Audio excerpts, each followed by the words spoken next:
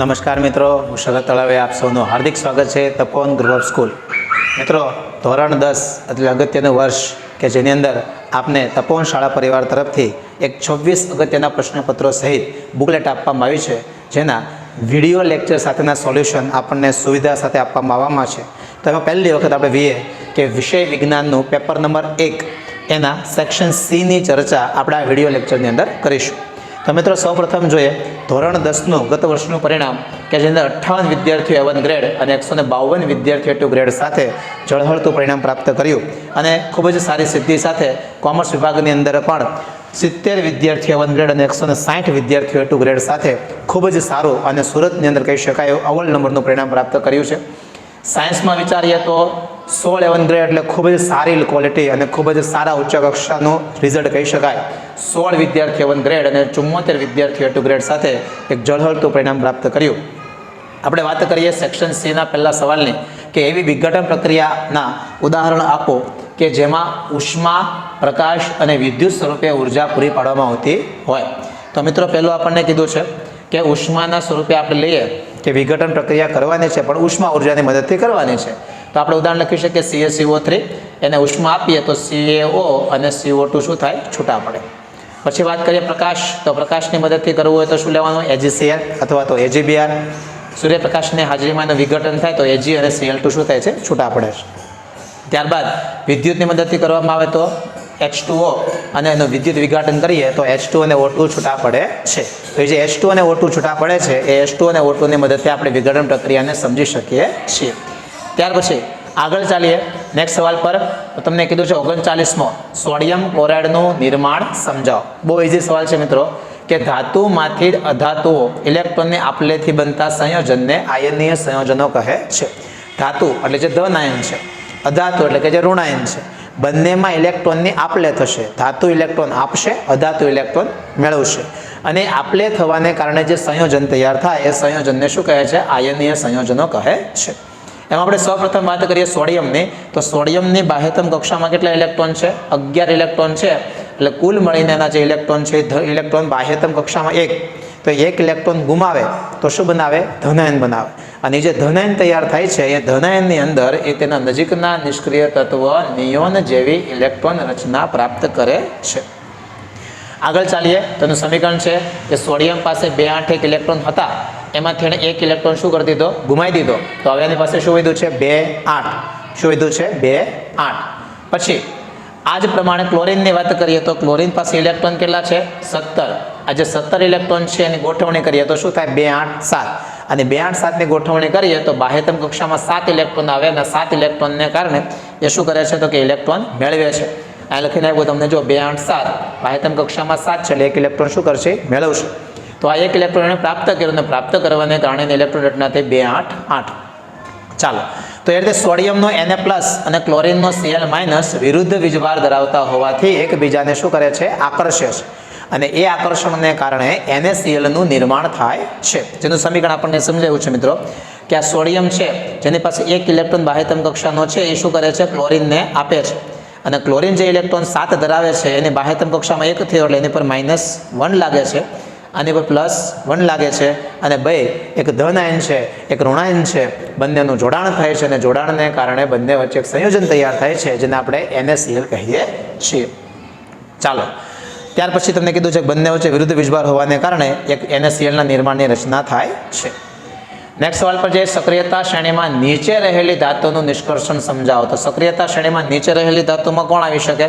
તો આપણે લઈએ HGS. મિત્રો, મોસ્ટ ઇમ્પોર્ટન્ટ મુદ્દો છે, બોર્ડની પરીક્ષામાં પૂછે છે. મર્ક્યુરીની કાચી ધાતુનું નામ જણાવો. તો શું આવશે? મર્ક્યુરી સલ્ફાઇડ, HGS, સિન્નાબાર એનું રાસાયણિક નામ છે. ચાલો, હવે એને કરવાનું શું છે? તો કે એને ગરમ કરવા. એનું આપણે ભુંજન કરવું પડે. નોર્મલી સલ્ફાઇડયુક્ત કાચી ધાતુ હોય તો શું કરવું પડે? ભુંજન. અને ભુંજન કરવા માટે એને ઓક્સિજનની હાજરીમાં ગરમ કરવું પડે. તો એ ઓક્સિજનની હાજરીમાં ગરમ કરીએ એટલે શેમાં રૂપાંતર થઈ જાય? HGO. જો અહીં આપેલું છે મિત્રો કે HGS ને ઓક્સિજનની હાજરીમાં ઉષ્મા આપવામાં આવે એટલે કે ગરમી આપવામાં આવે તો તે ઓક્સાઇડમાં રૂપાંતર થાય છે અને સલ્ફર ડાયોક્સાઇડ વાયુ બનીને નીકળી જાય છે. પણ હજી એક ગરમ કરવાની પ્રક્રિયા તમે ચાલુ રાખશો તો આ HGO માંથી ઓક્સિજન વાયુ શું થઈ જશે? બહાર નીકળી જશે. તો વચ્ચે આપણી પાસે મર્ક્યુરી એટલે મર્ક્યુરી ધાતુ છૂટી પડી જાય છે. ચાલો, આ જ રીતે આપણે Cu2S ની વાત કરીએ તો Cu2S ની અંદર પણ તમને સમીકરણ આપ્યા છે જો કે Cu2S એટલે કોપર 1 સલ્ફાઇડ ને તમે ઓક્સિજનની હાજરીમાં ગરમ કરવામાં આવે તો એ ઓક્સાઇડમાં ફેરવાઈ જાય છે અને CO2 વાયુ મુક્ત SO2 વાયુ મુક્ત થાય છે. પણ અહીંયા થાય છે એવું મિત્રો કે જેવું Cu2O નિર્માણ થાય છે કે તરત જ એ Cu2S સાથે પ્રક્રિયા કરવાનું શરૂ કરે. એટલે Cu2O પ્લસ Cu2S બંને વચ્ચે પ્રક્રિયા થઈ અને SO2 વાયુ મુક્ત થઈ જાય છે, જેથી આપણી પાસે Cu ધાતુ છૂટી મળી જાય છે. ચાલો આ વાત આપણે મધ્યમ સક્રિયતા ધરાવતી ધાતુની 41મો સવાલ આપણને કીધો છે કે લડવાની કે દોડવાની ક્રિયાની સ્થિતિમાં કયો અંતઃસ્ત્રાવ સ્રવે છે અને શરીરમાં તેની અસર જણાવો. તો એની અસરની વાત કરીએ મિત્રો કે લડવાની કે દોડવાની ક્રિયા થાય તો આપણા શરીરની અંદર એક ગ્રંથિ આવેલી છે જેનું નામ છે એડ્રિનલ ગ્રંથિ. આ એડ્રિનલ ગ્રંથિમાંથી એડ્રિનાલિનનો સ્ત્રાવ થાય અને એ જે એડ્રિનાલિન છે એ એડ્રિનાલિન જ્યારે શરીરમાં સ્ત્રાવ થાય છે ત્યારે શું કરે છે તો એ ફેરફારોની આપણે ચર્ચા કરીએ. તો પહેલું આપણને કીધું છે કુલ મળીને 3 પ્રકારના ફેરફારો કરે છે. પહેલો ફેરફાર આપણને કીધું કે હૃદયના ધબકારા વધે છે. શું કામ વધે છે? કારણ કે આપણા ફેફસામાં જે ઓક્સિજન આવશે એ ઓક્સિજનને આપણી કંકાલ સ્નાયુ પેશી સુધી પહોંચાડવા માટે આપણા હૃદયને ઝડપથી ધબકવું પડે. એટલે સૌપ્રથમ પહેલો ફેરફાર શું થશે? હૃદયના ધબકારા વધશે.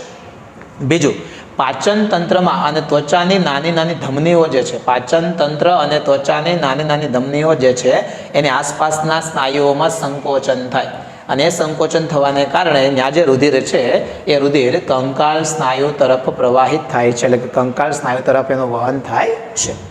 ત્રીજો મુદ્દો કીધો છે ઉરોદર પટલ અને પાસળીના સ્નાયુનું સંકોચન થાય છે, મતલબ કે શ્વાસોશ્વાસની ક્રિયા વધે છે, શ્વસન દર વધે છે, જેના કારણે આપણે ઝડપથી શ્વાસ લઈએ છીએ તો શરીરને પૂરતો ઓક્સિજન ઝડપથી પ્રાપ્ત થઈ શકે છે. આ 3 પ્રકારના ફેરફારો સાથે મિત્રો આપણા શરીરમાં લડવાની અથવા તો દોડવાની ક્રિયામાં આપણા શરીરને તૈયાર કરવામાં આવે છે. નેક્સ્ટ સવાલ પર જાય કે સપુષ્પી વનસ્પતિમાં પરાગનયન એટલે શું અને સ્વપરાગનયન અને પરપરાગનયન સમજાવો. તો પહેલી વાત આપણે કરીએ પરાગનયન. તો પરાગનયનની ચર્ચા કરીએ તો પરાગનયન એટલે ભૂકેસરના પરાગાશયમાંથી પરાગરજ નીકળે અને એ જ પુષ્પના કે કોઈ અન્ય પુષ્પના સ્ત્રી કેસરના પરાગાસન પર જવાની ક્રિયાને પરાગનયન કહે છે. આ પરાગનયનની જે ક્રિયા થાય એમાં 2 પ્રકાર આપણને સમજાય, સ્વપરાગનયન અને પરપરાગનયન. સ્વપરાગનયન અંદર શું તો કે પરાગરજનું સ્થળાંતર એક જ પુષ્પમાં થાય, એટલે એના જ પુષ્પમાં થાય તો એને કહેવાય સ્વપરાગનયન. પણ પરપરાગનયન એટલે શું તો કે પરાગરજનું સ્થળાંતર એક જ પુષ્પમાંથી બીજા પુષ્પમાં થાય, એટલે પરાગરજ એક પુષ્પમાંથી નીકળે અને પછીના બીજા અન્ય કોઈ પણ પુષ્પની અંદર પર જાય તો એને કહેવાય પરપરાગનયન. પણ એ પરાગરજ પોતાની જાતે જઈ શકતી નથી, એ પરાગરજને લઈ જવી પડે છે અને લઈ જવા માટેનું કામ કોણ કરે તો એને કહેવાય પરાગરજના વાહકો. તો પરાગરજના વાહકો મિત્રો ખાસ યાદ રાખજો, પવન, પાણી અને પ્રાણીઓ, જેને આપણે કીટકો કહી શકીએ, પતંગિયા છે કે જે પોતાના શરીર પર પરાગરજ ચોંટે છે અને પતંગી ઉડીને જ્યારે બીજા કોઈ પુષ્પ પર બેસે છે ત્યાં તો પરાગરજ ખરી શકે છે, જેના કારણે પરાગરજનું પરાગનયન થઈ શકે છે. ચાલો આગળના મુદ્દા પર જાય કે ગર્ભ સ્થાપનથી લઈને બાળ જન્મ સુધીની ક્રિયાવિધિ સમજાવો. તો સામાન્ય રીતે આપણે વાત કરીએ કે અંડપિંડમાંથી મુક્ત થતો જે અંડકોષ છે એ અંડકોષ જ્યારે અંડવાહિનીમાં પ્રવેશ કરે છે ત્યારે પહેલું ક્રિયા શરૂ થાય ફલન. તો ફલનની અંદર મિત્રો થોડાક મુદ્દા લઈ લઈએ પછી આપણે એક સાથે સમજીએ. જો આપણને પ્રોસેસ એ સમજાવી છે કે જાતીય સમાગમ થાય, જ્યારે સ્ત્રી અને પુરુષ એકબીજા સાથે જાતીય સમાગમ કરે છે ત્યારે શુક્રકોષો યોનિ માર્ગ દ્વારા સ્ત્રીના માદા પ્રજનન તંત્રમાં દાખલ થાય છે. પણ એ વખતે જો યોનિ માર્ગ ઉપરથી તરફથી વહન થાય એ વખતે જો અંડવાહિનીમાં અંડકોષ હાજર હોય તો એ અંડકોષનું શુક્રકોષ વડે ફલન થાય છે. એટલે કે જો અંડપિંડમાંથી અંડકોષ ઉત્પન્ન થાય અને અંડવાહિનીમાં આવીને સ્થિર થાય એ વખતે કોઈ સ્ત્રી કોઈ પુરુષ સાથે જાતીય સમાગમ કરે છે તો એ પુરુષ દ્વારા જે શુક્રકોષો દાખલ થશે એ શુક્રકોષો સ્ત્રીની અંડવાહિનીમાં જઈને રહેલા અંડકોષનું શું કરે છે? ફલન કરે છે. તો ફલન થવાથી શું થાય છે? તો નેક્સ્ટ મુદ્દા આપણને કીધું ગર્ભ સ્થાપન અને વિકાસ. તો ફલન થાય એટલે ફલિત થાય, તો આને ફલિત અંડકોષ કહેવાય. આ ફલિત અંડકોષનું વિભાજન થવાનું શરૂ થાય એટલે 1 માંથી 2, 2 માંથી 4, 4 માંથી 8, 16, 32 ધીમે ધીમે કોષોની સંખ્યાઓ થશે વધશે અને જે કોષોની સંખ્યા વધે છે એના કારણે ગર્ભની રચના થાય છે. તો આ ગર્ભાશયમાં જ્યારે ગર્ભધારણ થાય છે ત્યારે ગર્ભધારણ કરવા અને ગર્ભને પોષણ આપવા માટે પ્રત્યેક મહિને એક ચોક્કસ તૈયારીઓ થાય. એ ચોક્કસ તૈયારીમાં શું થાય તો કે ગર્ભાશયની ફરતેની જે દિવાલ છે એ દિવાલની અંદર રુધિરની બનેલી પુટ્ટિકાઓ તૈયાર થાય અને રુધિરની બનેલી જે પુટ્ટિકાઓ છે એની અંદર રુધિર ભરાશે. તમને કીધું છે જો ગર્ભાશયના અંત આવરણની અંદર એક રુધિરનું બનેલું જાડું સ્તર બનવામાં આવે કે જે રુધિર પુરવઠાથી સભર હોય છે. રુધિર પુરવઠાથી કેવું હોય છે? સભર હોય છે. અને રુધિર કેવું હોય છે તો કે રુધિર પોષક તત્વવાળું હોય છે કે જે નવા બનનારા બાળકને પૂરતું પોષણ આપી શકે છે. ત્યાર પછી કીધું છે જરાયુ. તો માતાના રુધિરમાંથી ગર્ભને પોષણ આપવા માટે, માતાના રુધિરમાંથી કોને પોષણ આપવાનું છે? ગર્ભને પોષણ આપવા માટે એક રકાબી જેવી રચના તૈયાર થાય છે અને એમાંથી પ્રવર્ધ નીકળે છે. એ પ્રવર્ધ બાળક તરફ લંબાય છે. એ પ્રવર્ધને કહેવામાં આવે છે જરાયુ, જેને આપણી ભાષામાં આપણે કહીએ છીએ નાળ, ગર્ભનાળ. એ ગર્ભનાળને શું કહેવામાં આવે છે? જરાયુ. આ રચના ગર્ભાશયની દિવાલમાં સમાયેલી હોય છે. તે ભ્રૂણ તરફથી પેશીમાં પ્રવર્ધો ધરાવે છે. એટલે એની અંદર પ્રવર્ધો તૈયાર થાય છે અને એ પ્રવર્ધનો વિકાસ કઈ તરફ થાય છે? ભ્રૂણ તરફ થાય છે. માતા તરફની પેશીઓના પ્રવર્ધોને આચ્છાદિત કરતા રુધિર કોટરો હોય છે. રુધિર કોટરો એટલે જેની અંદર રુધિર ભરાયેલું છે એવી એક રચના, એને કહેવામાં આવે છે રુધિર કોટરો. જરાયુ માતાના શરીરમાંથી ગ્લુકોઝ, ઓક્સિજન અને અન્ય પદાર્થો, જો ધ્યાનથી મિત્રો વિચારજો, ગ્લુકોઝ, ઓક્સિજન અને અન્ય પદાર્થો બાળક શું કરે છે? માતાના શરીરમાંથી ગર્ભનાળ દ્વારા એટલે કે જરાયુના માધ્યમથી પોતાના શરીરમાં પ્રાપ્ત કરે છે અને એમાંથી બાળક પોતાનો વૃદ્ધિ અને વિકાસ કરે છે. પણ જ્યારે બાળકનો વૃદ્ધિ વિકાસ થતો હોય ત્યારે એ દરમિયાન ઉત્પન્ન થતા જે નકામા પદાર્થો છે એ નકામા ઉત્સર્ગ દ્રવ્યો તે જરાયુના માધ્યમથી માતાના શરીરમાં ઠાલવે છે અને માતાનું શરીર આ નકામા પદાર્થોનો શું કરે છે? નિકાલ કરે છે. ચાલો આગલો મુદ્દો કીધો છે બાળ જન્મ. તો માતાના શરીરમાં ભ્રૂણને વિકસિત થવા માટે લગભગ કેટલા મહિનાનો સમય લાગે છે? 9 મહિનાનો. અને 9 મહિનાના સમય બાદ ગર્ભાશયની પેશીઓમાં લયબદ્ધ સંકોચન થાય છે અને લયબદ્ધ સંકોચનને કારણે યોનિ માર્ગ દ્વારા બાળકના જન્મની તૈયારીઓ થાય અને ધીમે ધીમે બાળક ગર્ભાશયથી નીચે તરફ સરકતું જાય છે અને બાળકનો જન્મ થાય છે. ત્યાર પછી નેક્સ્ટ મુદ્દા પર જઈએ કે સમતલ અરીસો એટલે શું? સમતલ અરીસા વડે રચાતા પ્રતિબિંબની ખાસિયતો જણાવો અને એના ઉપયોગોની ચર્ચા કરીએ મિત્રો. તો નેક્સ્ટ મુદ્દો કીધો છે કે જો અરીસાની પરાવર્તક સપાટી સમતલ હોય તો એ અરીસાને કેવો કહેવાય? સમતલ અરીસો. કોઈ એવો અરીસો કે જેની પરાવર્તક સપાટી કેવી હોય? સમતલ હોય તો એને સમતલ અરીસો કહેવામાં આવે છે. ચાલો એની ખાસિયતોની ચર્ચા કરીએ મિત્રો. તો પહેલું તમને કીધું કે સમતલ અરીસા વડે રચાતું પ્રતિબિંબ હંમેશા આભાસી અને ચત્તું હોય. હંમેશા કેવું હોય? આભાસી અને ચત્તું હોય છે. બીજું કે પ્રતિબિંબનું પરિમાણ એટલે કે કદ વસ્તુના પરિમાણ જેટલું જ હોય છે. એટલે કે પ્રતિબિંબનું કદ અને વસ્તુનું કદ હંમેશા સરખું હોય છે. ત્રીજા મુદ્દા પર જાય કે વસ્તુ અરીસાથી જેટલા અંતરે હોય એટલા જ અંતરે પ્રતિબિંબ અરીસાની પાછળ રહે છે. એટલે બંને વચ્ચેનું અંતર કેવું હોય છે? સમાન હોય છે. વસ્તુના પ્રતિબિંબમાં બાજુઓ ઉલટાયેલી હોય છે.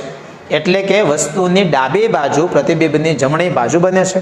એટલે ધારો કે આપણે સમતલ અરીસાની સામે ઉભા રહીએ અને આપણે ડાબો હાથ ઊંચો કરીએ તો અરીસામાં જે આપણું પ્રતિબિંબ દેખાય છે એ એનો જમણો હાથ ઊંચો કરે છે. એટલે સાદી ભાષામાં કહી શકાય કે ઉલટાયેલી દિશા દર્શાવે છે. પણ એને એક બીજી ભાષા, ભૌતિક વિજ્ઞાનની ભાષામાં એવું પણ કહેવાય છે કે તે પાર્શ્વીય વૃત્તક્રમણ બાજુ દર્શાવે છે. શું દર્શાવે છે? પાર્શ્વીય વૃત્તક્રમણ બાજુ દર્શાવે છે. ચાલો મિત્રો 45માં સવાલ તરફ જઈએ. બહિર્ગોળ લેન્સની સામે વસ્તુને F1 અને 2F1 ની વચ્ચે જો મૂકવામાં આવે તો મળતા પ્રતિબિંબની કિરણાકૃતિ દર્શાવો. બહુ ઈઝી વસ્તુ છે મિત્રો કે આપણને એવું કીધું છે કે F1 અને F2 ની વચ્ચે મૂકવાનું. તો આ F1 છે અને આ F2 છે. પહેલું કિરણ હંમેશા લેવાનું મુખ્ય અક્ષને સમાંતર, તો મુખ્ય કેન્દ્રમાંથી જાય તો એ કિરણ સીધું નીચે વક્રીભૂત થઈને નીચે ગયું. પછી બીજું કિરણ કયું લેવાનું? તો કે વસ્તુની ટોચ અને ઓને સેટ કરવાનું પહેલાં ફૂટપટ્ટીમાં અને ત્યારબાદ સીધી લીટી ખેંચી લ્યો. બંને ભેગા થાય ત્યાં પ્રતિબિંબ રચાય. તો એ પ્રતિબિંબ ક્યાં રચાશે? તો કે 2F2 થી દૂર. એટલે આપણને જવાબ આપેલા છે મિત્રો કે જે છે પ્રતિબિંબ વસ્તુની વિરુદ્ધ બાજુ એટલે 2F2 થી દૂર રચાય છે. પછી પ્રકાર કેવો હોય છે? તો કે વાસ્તવિક અને ઉલટો. વસ્તુથી મોટું પ્રતિબિંબ આપણને પ્રાપ્ત થાય છે. ચાલો વિદ્યુત પ્રવાહની તાપીય અસરમાં વ્યવહારિક ઉપયોગો આપીને સમજાવો. તો પહેલું આપણને કીધું છે કે વિદ્યુત પ્રવાહની તાપીય અસરના પહેલો ઉપયોગ કે જેમાં વિદ્યુત ઇસ્ત્રી, વિદ્યુત ટોસ્ટર, વિદ્યુત હીટર વગેરેની કાર્ય પદ્ધતિનો ઉપયોગ કરવામાં આવે છે કે જેની અંદર વિદ્યુત ઉર્જા આપીને ઉષ્મા ઉર્જાનું ઉત્પાદન કરવામાં આવે છે. તો એ જે વિદ્યુત ઉર્જા છે એ ઉષ્મા ઉર્જાનું નિર્માણ કરે છે. આથી તેને વિદ્યુત પ્રવાહની તાપીય અસર કહેવામાં આવે છે. વિદ્યુત બલ્બના ફિલામેન્ટને ગરમ કરીને પ્રકાશ મેળવવામાં આવે છે. મિત્રો આપણે જોઈએ છે કે મોટા મોટા ફોક્સ હોય છે તો એ ફોક્સની અંદર જે વિદ્યુત ઉર્જા છે એ વિદ્યુત ઉર્જા આપવામાં આવે છે. નવરાત્રિમાં જે ફોક્સ લગાવીએ છીએ તો એ ફોક્સ જ્યારે ચાલુ કરીએ છીએ ને ત્યારે તરત પ્રકાશ આવતો નથી. કેમ? તો કે થોડી વાર પછી આવશે. આપણે એવું બોલીએ છીએ કે જેમ જેમ ગરમ થશે એમ પ્રકાશ આવતો જશે. મતલબ કે જેમ જેમ એને વિદ્યુત આપવામાં આવશે એમ એમ એનું વિદ્યુત ઉર્જાનું પ્રકાશ ઉર્જામાં રૂપાંતર થશે. એટલે કેમ? કઈ રીતે ડાયવર્ટેશન થશે? તો કે પહેલાં વિદ્યુત ઉર્જાનું ઉષ્મા ઉર્જામાં રૂપાંતર થશે એટલે એનો ફિલામેન્ટ ગરમ થશે. એ ફિલામેન્ટ ગરમ થશે એનું પ્રકાશ ઉર્જામાં રૂપાંતર થશે એટલે ઉષ્મા ઉર્જાનું પ્રકાશ ઉર્જામાં રૂપાંતર થતું જાય. ફિલામેન્ટ જેટલો ગરમ થતો જાય એટલો પ્રકાશ વધારે વધારે મળતો જાય છે. ત્રીજું આપણને કીધું છે કે વિદ્યુત ફ્યુઝમાં કે જેના વડે ઘરના વિદ્યુત જોડાણો અને ઉપકરણોનું રક્ષણ આપવામાં આવે છે, જે ફ્યુઝ છે એ ફ્યુઝમાં આપણે જાણીએ કે જ્યારે વધારે પડતો વિદ્યુત પ્રવાહ આવી જાય છે ત્યારે ફ્યુઝનો તાર જે છે ગરમ થઈને પીગળી જાય છે અને પીગળી જવાને કારણે વિદ્યુત પ્રવાહ વહેતો અટકી જાય છે. તો વિદ્યુત ફ્યુઝની અંદર પણ એનો ઉપયોગ કરવામાં આવે છે. મિત્રો, અહીંયા સુધીની વાત રહી. આપણે આશા રાખીએ છીએ કે આપણને સેક્શન સીના તમામ સવાલો ખૂબ સારી રીતે સમજાઈ ગયા હશે. Thank you.